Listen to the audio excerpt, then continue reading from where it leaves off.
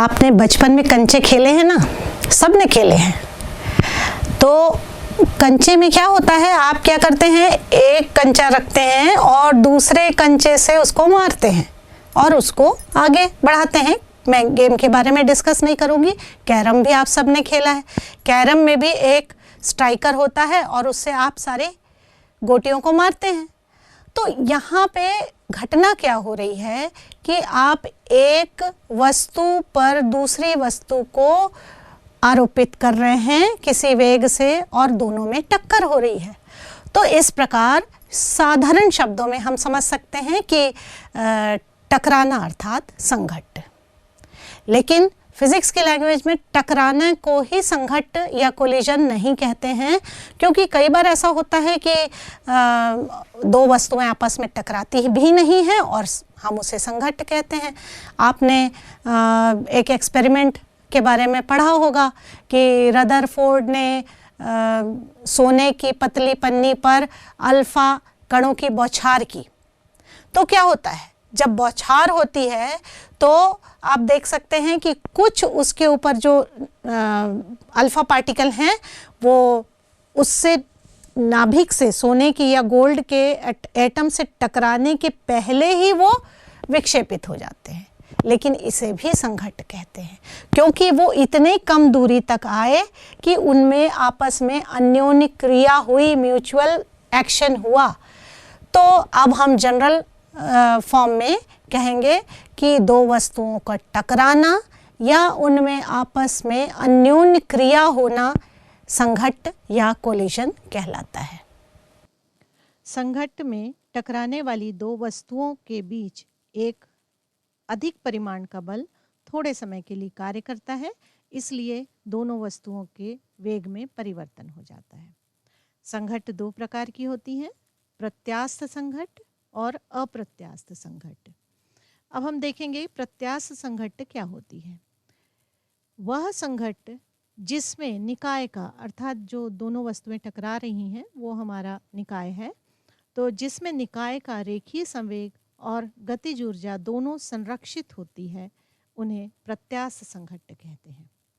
इसमें ये बात ध्यान देने लायक है कि रेखीय संवेग संरक्षित होता है, गतिज ऊर्जा भी संरक्षित होती है, इसलिए कुल ऊर्जा भी संरक्षित होगी।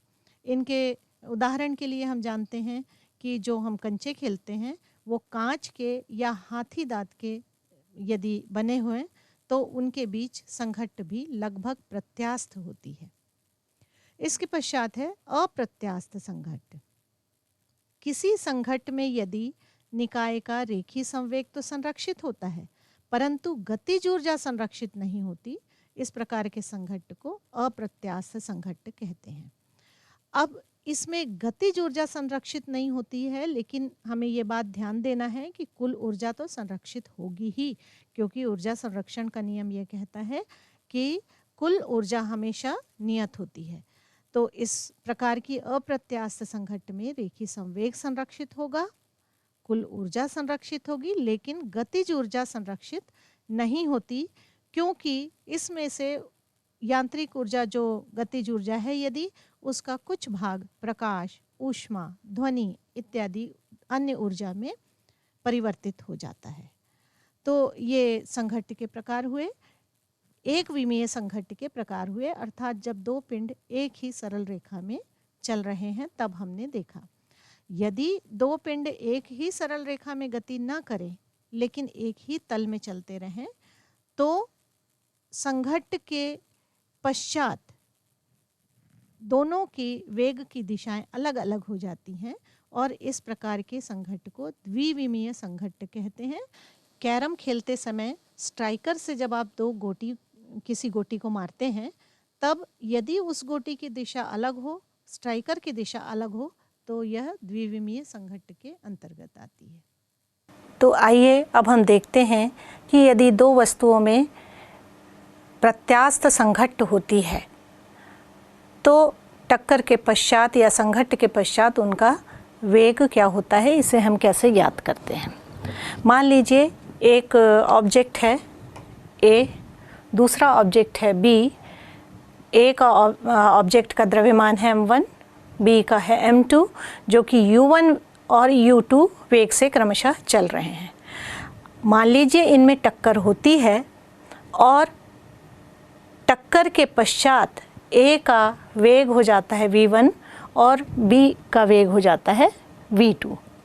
तो हमें ज्ञात है कि यदि प्रत्यास्थ संघट्ट होती है तो इनमें संवेग और गतिज ऊर्जा दोनों ही संरक्षित होते हैं, अर्थात टक्कर के पहले का रेखीय संवेग और टक्कर के पश्चात का रेखीय संवेग जो होगा वो संरक्षित होगा, अर्थात बराबर होगा। तो हम देखें टक्कर के पहले का रेखीय संवेग क्या होगा, m1 u1 plus m2 u2 equal to टक्कर के पश्चात का या संघट्ट के पश्चात का रेखीय संवेग m1 v1 plus m2 v2। ये हमारा कुल निकाय का रेखीय संवेग है टक्कर के पहले और टक्कर के पश्चात। और प्रत्यास्थ संघट्ट में चूँकि ये वन डायमेंशनल है, एक विमीय है, इसलिए रेखीय है, हमने इसमें केवल एक ही डायरेक्शन में गति ली है, दो डायमेंशंस नहीं ली। इनसे हमें क्या प्राप्त होगा, यदि m1 वालों को एक तरफ कर लें ये दोनों पदों को, तो m1 u1 minus v1 equal to m2 v2 minus u2। ये हमें मान लीजिए मिल गया इक्वेशन नंबर 1। इसके पश्चात हमें ये भी ज्ञात है कि प्रत्यास्थ संघट्ट में गतिज ऊर्जा भी संरक्षित होती है। तो सिस्टम की गतिज ऊर्जा क्या थी, टक्कर के पहले half m1 u1 square plus half m2 u2 square equal to टक्कर के पश्चात गतिज ऊर्जा हो जाएगी हाफ m1 v1 square plus half m2 v2 square. इस इक्वेशन को हल करने पे हमें मिलेगा हाफ हाफ सब तरफ से कैंसिल हो जाएगा, m1 वाले पदों को एक तरफ ले आएंगे तो हमें मिलेगा m1 कॉमन निकालेंगे, ये दोनों को एक और ला करके u1 square minus v1 square equal to m2 v2 square minus u2 square. ये मान लीजिए हमने ले लिया इक्वेशन नंबर 2। अब देखिए इक्वेशन नंबर 1 और इक्वेशन नंबर 2। इक्वेशन नंबर 2 को हम यदि इक्वेशन नंबर 1 से भाग दे दें तो आप देख सकते हैं ये स्क्वायर है u1 square minus v1 square, तो इसको हम सूत्र का उपयोग करके लिख सकते हैं u1 प्लस v1 एक ब्रैकेट में और दूसरा u1 माइनस v1। अब इक्वेशन 2 डिवाइडेड बाय इक्वेशन 1, तो हमें क्या मिलेगा, इधर से लेफ्ट हैंड साइड में आप देखिए u1 माइनस v1 और m1 कट जाएगा, बचेगा केवल u1 प्लस v1, और वैसे ही इधर से m2 कट जाएगा और यहाँ से बच जाएगा v2 प्लस u2। या हम कह सकते हैं u1 minus u2 equal to v2 minus v1। इससे हम इस इक्वेशन से हम ये निष्कर्ष पे पहुँचते हैं कि u1 माइनस u2 ये क्या है, ये दोनों का आपेक्षिक वेग है। और u1 माइनस u2 मतलब टक्कर के पहले दोनों वस्तुएं पास आ रही थी तभी टक्कर हुई, तो ये पास आने का आपेक्षिक वेग हो गया ये। अब टक्कर के पश्चात दोनों वस्तुएं क्या होंगी, एक दूसरे से दूर जाएंगी, तो ये हो जाएगा दूर जाने का आपेक्षिक वेग। अर्थात प्रत्यास्थ संघट्ट में संघट्ट के पूर्व पास आने का आपेक्षिक वेग संघट्ट के पश्चात दूर जाने के आपेक्षिक वेग के बराबर होता है। अब हम जो टक्कर के पश्चात v1 और v2 की गणना करेंगे। अब हम थर्ड इक्वेशन से देख सकते हैं, हमें यदि A पिंड का वेग ज्ञात करना है टक्कर के पश्चात का, अर्थात v1 ज्ञात करना है हमें, तो V1 जब हमें ज्ञात करना होगा तो थर्ड इक्वेशन से हम लिख लेंगे V2 इक्वल टू क्या होगा, U1 minus U2 plus V1। अब ये जो V2 की वैल्यू हमें मिली है इसको हम रख देंगे फर्स्ट इक्वेशन में। तो इक्वेशन हमारे पास हो जाएगा M1 U1 minus V1 equal to M2, ये V2 के स्थान पर हम इस मान को रख देंगे U1 minus U2 plus V1 और ये था माइनस U2। तो हमें इक्वेशन मिल जाएगा। इस ब्रैकेट को ओपन कर देंगे तो M1 U1 minus M1 V1 equal to M2 U1, ये दोनों को आप जोड़ सकते हैं,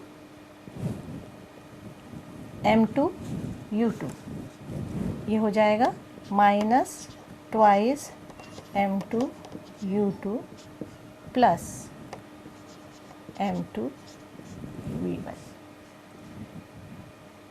अब U1 वाली जितनी भी राशियां दिख रही हैं उनको हम एक और कर लेंगे और U2 वाली जितनी राशियां दिख रही हैं उनको हम एक और कर लेंगे। तो हमें क्या मिल जाएगा, आप देख सकते हैं U1, हम U1 को लिखें तो U1, ये राशि इधर आ जाएगी तो U1 और ये पहले से है M1 माइनस M2,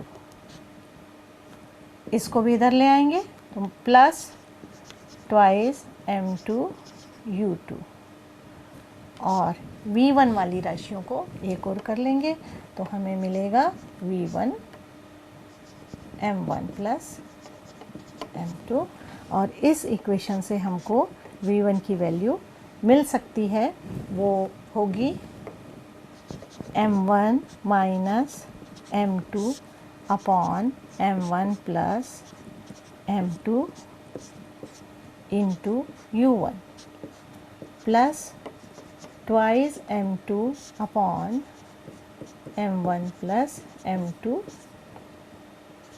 U2। ये हमें मिल गई V1 की वैल्यू, जो है संघट्ट के बाद पिंड A का वेग। इसी प्रकार से यदि हमें ज्ञात करना है V2 अर्थात B का वेग ज्ञात करना है तो हम क्या करेंगे, ये जो थर्ड इक्वेशन था उससे V1 की वैल्यू लिख लेंगे।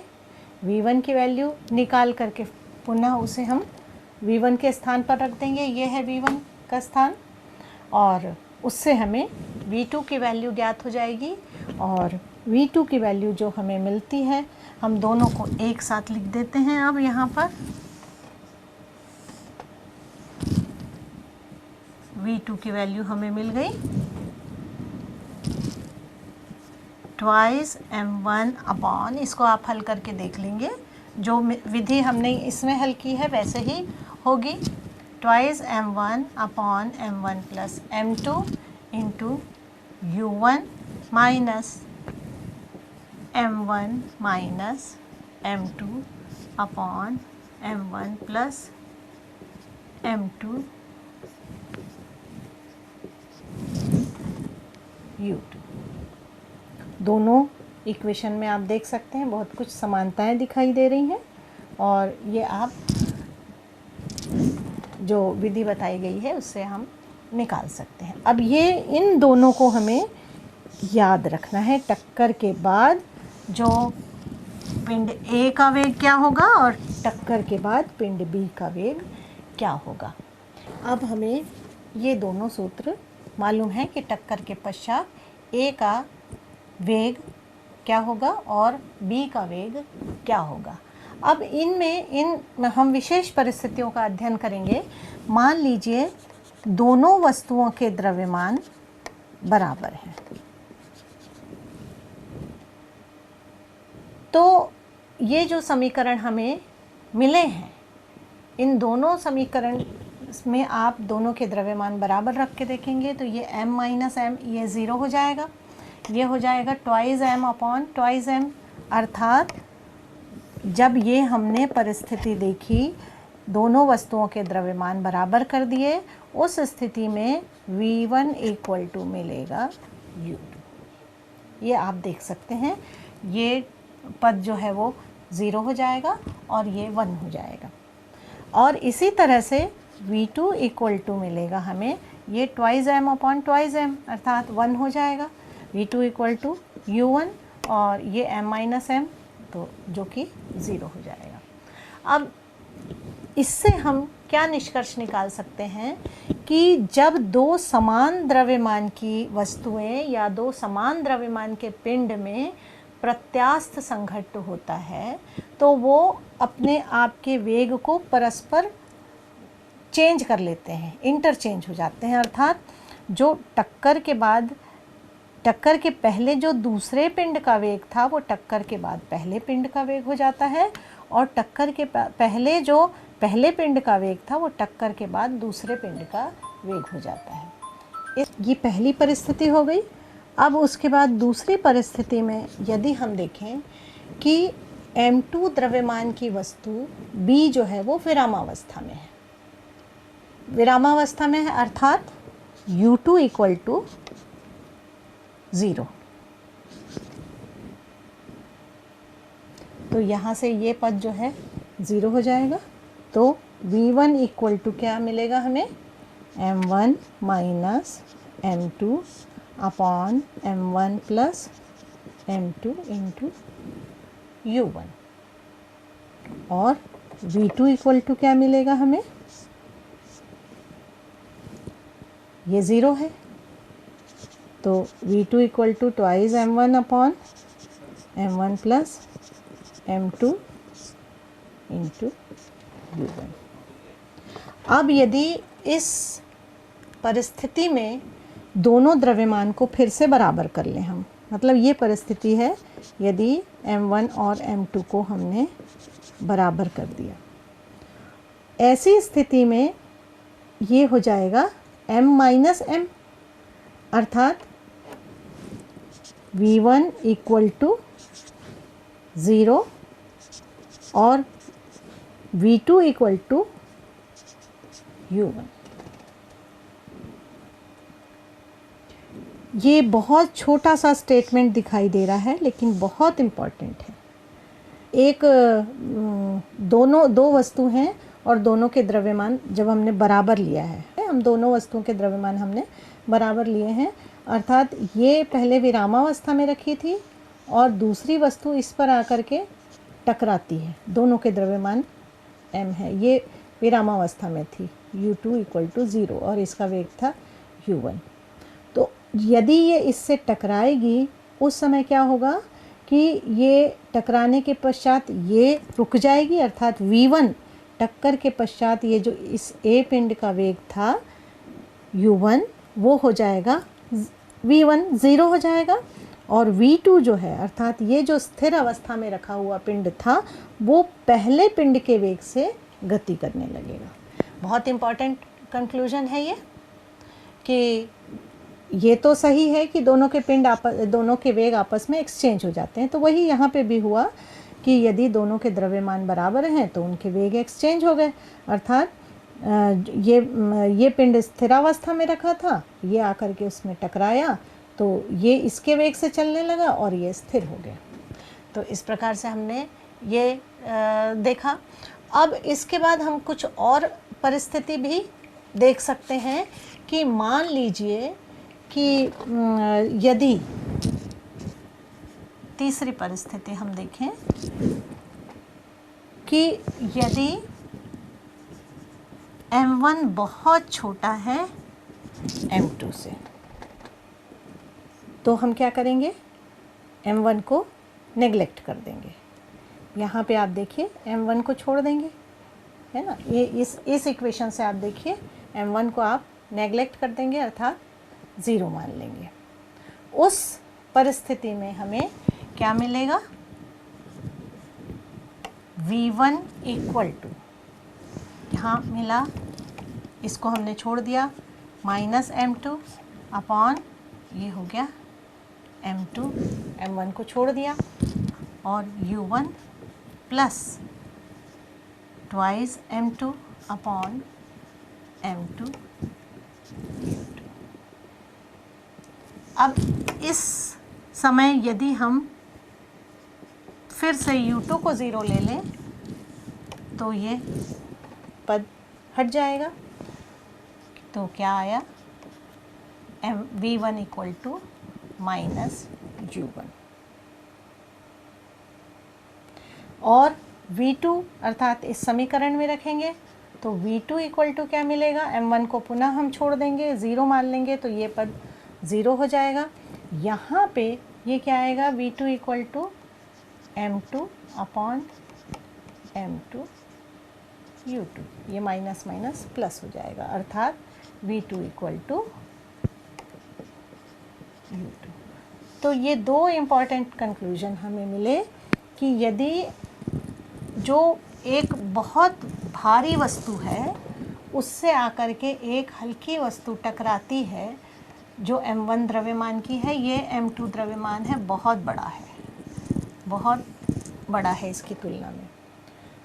ऐसी स्थिति में टक्कर के पश्चात क्या होगा कि जो पहले पिंड का वेग था u1 वेग से टकरा रही थी, वो वापस इसी दिशा में आ जाएगा, मतलब v1 उससे टकरा करके वापस उसी दिशा में लौट जाएगा, जबकि ये स्थिर अवस्था में थी तो स्थिर अवस्था में ही रहेगी, क्योंकि u2 क्या था, 0 था, इसलिए v2 जो है वो 0 रहेगा, क्योंकि u2 हमने 0 ले लिया है। अर्थात ये जो स्थिर अवस्था में बहुत भारी वस्तु रखी है, स्थिर अवस्था में थी तो स्थिर अवस्था में ही रहेगी, जबकि जो उससे एक हल्की वस्तु आकर के टकरा रही है वो उसी वेग से वापस उसी दिशा में चली जाएगी जिस दिशा से वो आई थी। इसका एग्जाम्पल हम जानते हैं कि यदि हमारे पास में बॉल होती है और उस बॉल को हम दीवार पर मारते हैं तो क्या होता है कि ये टकरा करके पुनः जितने ज़्यादा स्पीड से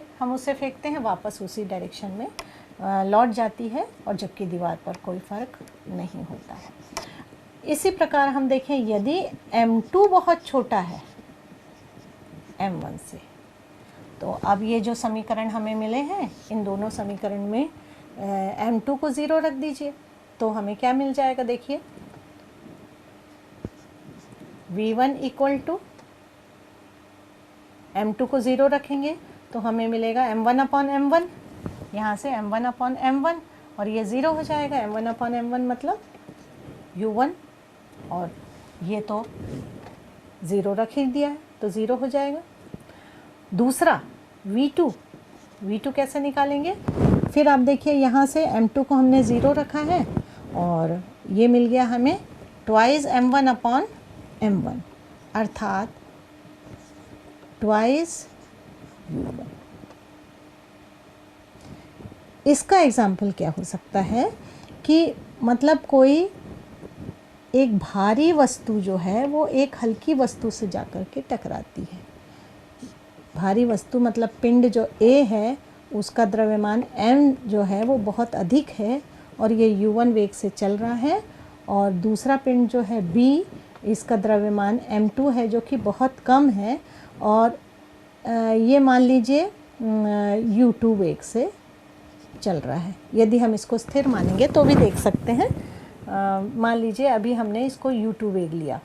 अब इस समय आपने देखा कि संघट्ट के पश्चात इसका वेग जो था u1, v1 भी उतना ही रहा। v1 जो है वो u1 के ही बराबर रहा, मतलब ये भारी वस्तु जब इससे टकराई तो इसके ऊपर तो कोई फ़र्क नहीं पड़ा, ये जिस वेग से चल रही थी उसी वेग से चलती रहेगी, मतलब v1 भी उतना ही होगा। लेकिन ये जो छोटी वस्तु थी वो इसके डबल वेग से चलने लगी, अर्थात ये जिस वेग से चल रही थी u1, उसके दोगुना वेग से वो उसी डायरेक्शन में भागने लगेगी। तो ये विशेष परिस्थितियां हैं, इनको हम दैनिक जीवन में भी देख सकते हैं, इनके उदाहरण देख सकते हैं। हम क्योंकि कंचे खेलते ही हैं प्रत्यास्थ संघट्ट के उदाहरण, और उसमें भी यदि संघट्ट में भी हम द्रव्यमान अलग अलग लें, द्रव्यमान समान लें, एक खड़ा है, बहुत से जो ही हमने अलग अलग तरह के केसेस यहाँ देखे हैं, तो उनको हम अपने दैनिक जीवन में भी देख सकते हैं।